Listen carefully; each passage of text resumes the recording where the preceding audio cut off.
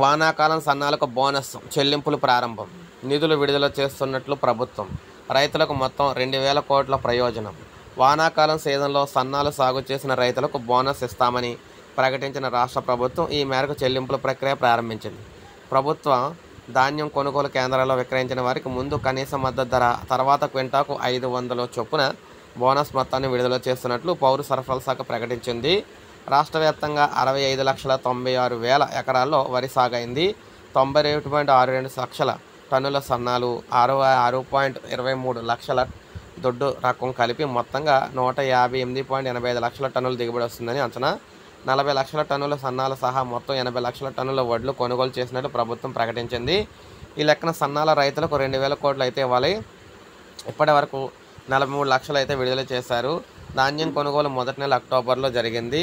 ఆ తర్వాత రైతులకు దొడ్డు రకం కొనుగోలు కూడా జరిగినాయి. అక్టోబర్ నెలాఖరు నాటికి అమ్మిన రైతులకు మద్దతు ధర కింద 646 కోట్లు ఇవ్వాల్సి ఉండగా 372 కోట్లు ఇచ్చారు. సన్నాల కింద బోనస్గా 76 కోట్లు ఇవ్వాల్సి ఉండగా 43 లక్షలు విడుదల చేశారు. మిగతా మొత్తం విడతల వారీగా విడుదలవుతుందని చెప్పారన్నమాట. సన్నధాన్యం విక్రయించే రైతులకు ప్రోత్సాహకంగా ప్రభుత్వం 500 బోనస్ను గత ఏడాది వానాకాలం సీజన్లో ప్రకటించి అమలు చేసింది. యాసంగి బోనస్ డబ్బులు అయితే మనకి పెండింగ్లో ఉన్నాయి. ఈ వానాకాలం సీజన్కి సంబంధించిన చెల్లింపులు అయితే ప్రారంభమైనాయి అనమాట. సో ఇది మనకి డబ్బులు అయితే పడుతున్నాయి రైతులకు సంబంధించి. ఇది మనకు అప్డేట్. ఒక లైక్ చేయండి, సబ్స్క్రైబ్ చేసుకొని మన ఛానల్ సబ్స్క్రైబ్ చేసుకొని ఫాలో